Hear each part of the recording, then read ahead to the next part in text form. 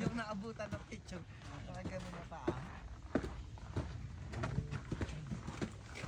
Pastel ka daw dyan mo. Sige daw mo. Picture lang kita. Yan ang magandang ano. Magandang i-send sa book mo.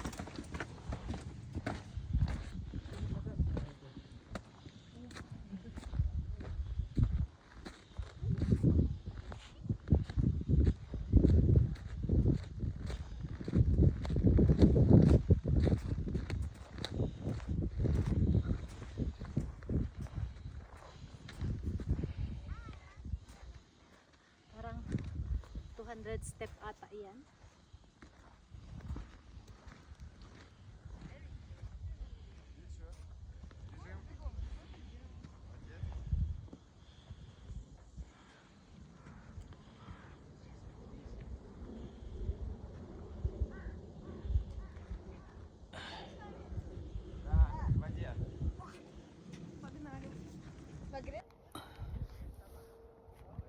Turn.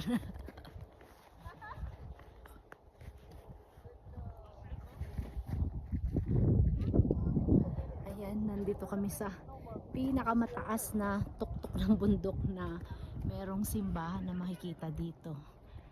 Ayan, nasa pinakang highest point kami. Ang baba, pinaiikutan ng lake lang daw ito pero parang ocean sa sobrang laki. Ayan yung ikot namin. May isang grupo kami ngayon, yung grupo ng mga Pinoy na naabutan din na yan, mga Pinoy yan. Ayan, may mga 200 step I think more or less bago kami nakarating dito. Doon. Sumandal ka doon. Doon na.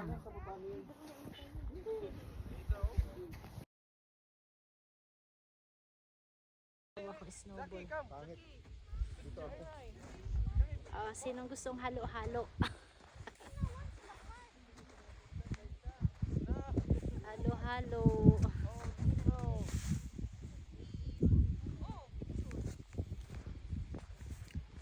Panghalo-halo. Hindi naman malamig. Hindi naman malamig siyang hawakan.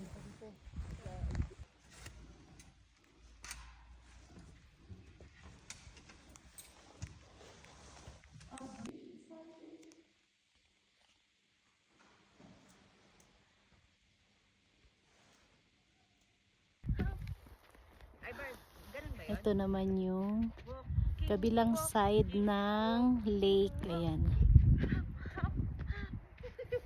Ayan yung simbahan. Nakapag-sindi na kami ng kandila. Ayan.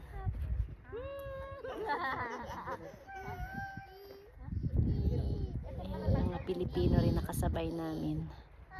At yan, ganyang kalawak ang kanilang lake. Kala mo dagat. Ayan.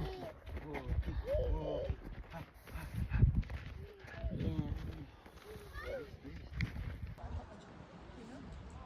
Ayan yung isang side.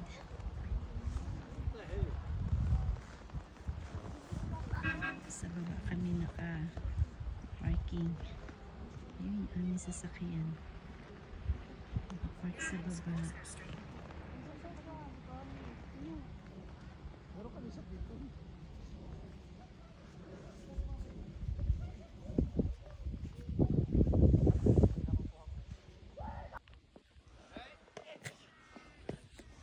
Yan na. Ilang station na lang at makarating na kasami sa baba. Meron din ditong mga bilihan ng souvenir. At nakakatuwa, marunong silang magtagalog. Alam mong maraming mga Pinoy na pumupunta dito or pumibisita dito. Yan. Ito na yung last steps.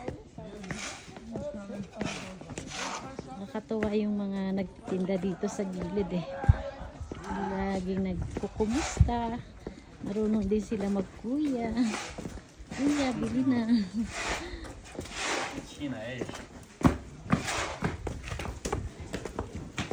Careful lang sa pag steps kasi madulas. Pag yung snow kasi ay nabasa, madulas na. Ayan o. Pinakayod nila yung ice. Inihaw na isda. So fine coconut. Nakaskas nila yung yellow. Tingnan mo, baka andito. Hala.